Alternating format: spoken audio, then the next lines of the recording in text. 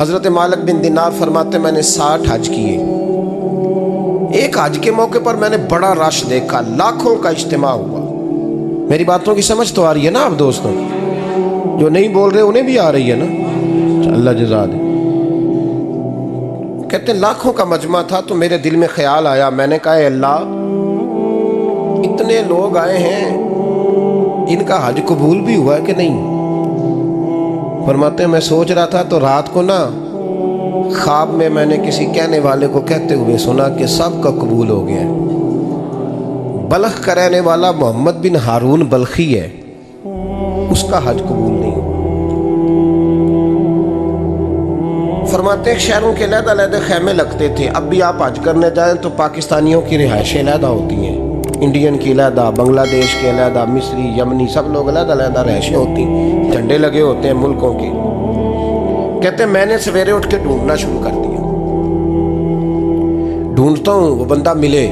کہتے ہیں جہاں بلخ شہر کے لوگ رہتے تھے وہاں چلا گیا تو میں نے لوگوں سے پوچھا تم میں محمد بن ہارون بلخی کون ہے؟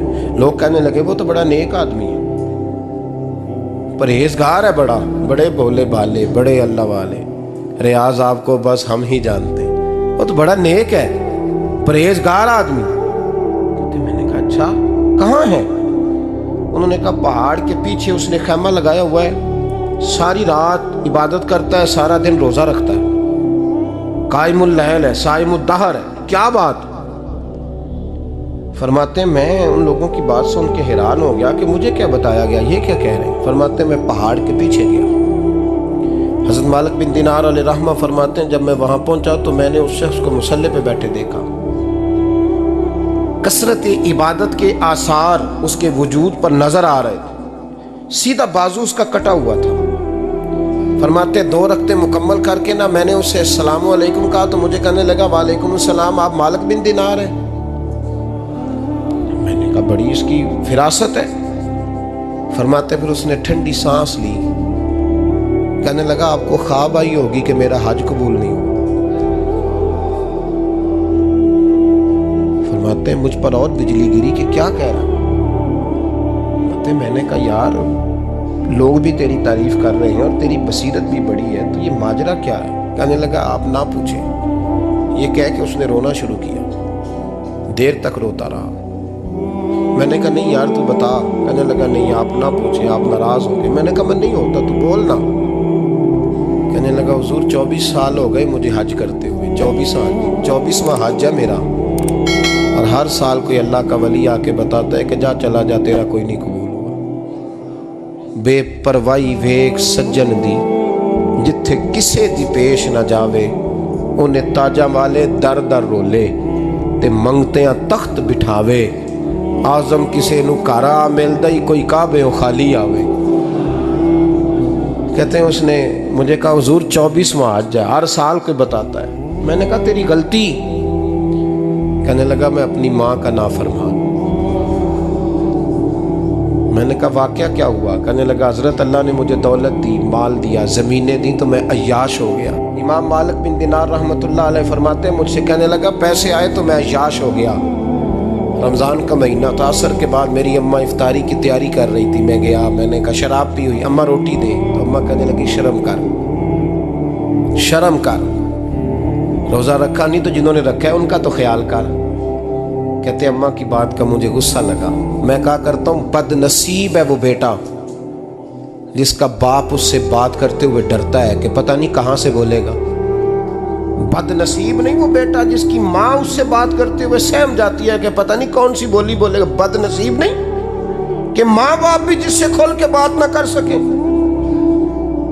حضرت مالک بن دینار سے کہنے لگا اماں نے جب کہا نا شرم کر تو مجھے غصہ آیا. میں نے ماں کو تھپڑ مارا اور میری ماں جلتے ہوئے تندور میں گری.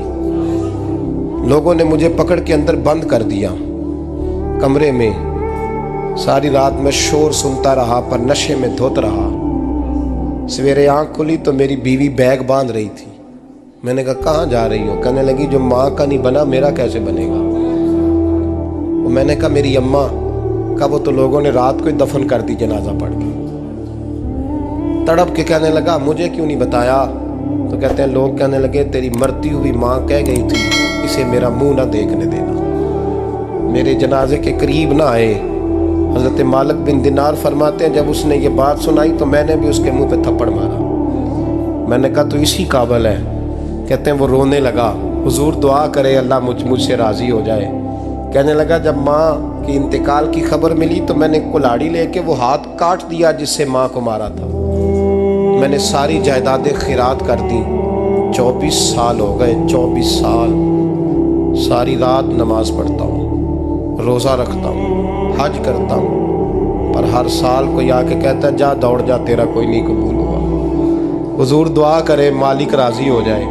فرماتے ہیں میں تھپڑ مار کے آ گیا، میں نے کہا تجھ سے راضی ہو جائے اتنے ظالم سے؟ امام مالک فرماتے ہیں رات کو آ کے سویا تو مجھے خواب میں رسول پاک کا دیدار ہوا۔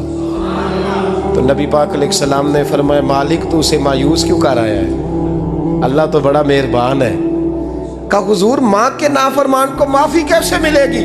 تو امام مالک فرمانے لگے نبی کریم نے فرمایا جا اسے جا کے بتا دے تجھے قیامت میں تیری ماں کی وجہ سے بخش دیا جائے گا۔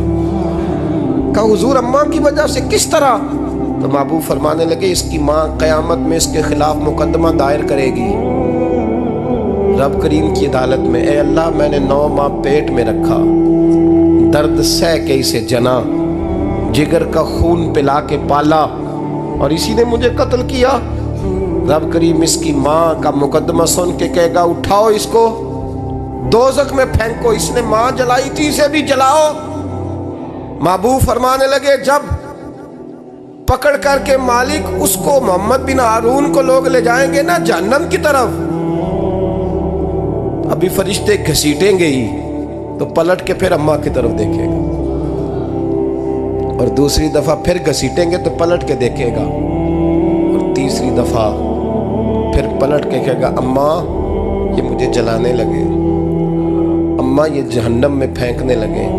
میرے حبیب فرمانے لگے وہ جل کے مرنے والی ماں وہاں بھی بول پڑے گی، کہے گی یا اللہ چل میں نے معاف کیا تو بھی معاف کر دے، اے اللہ میں نے معاف کیا تو بھی معاف کر دے، اللہ تو معاف کر دے اسے۔